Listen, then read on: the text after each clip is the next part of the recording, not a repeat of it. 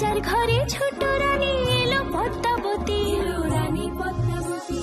রাজার আরো 6টি রানীর ছিল না সন্তান, পদ্মাবতীর কোলালোতে মিলল সমাধান।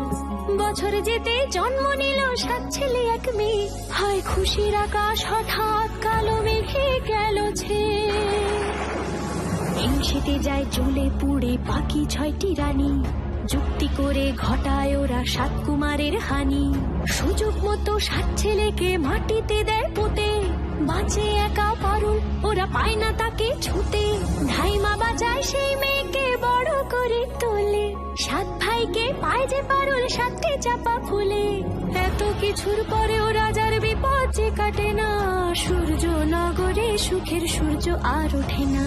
হিংসা বিবাদ বিচ্ছেদ আর প্রেমের কাহিনীতে পারুল বোন কি পারবে 7 ভাই চম্পাকে জাগাতে।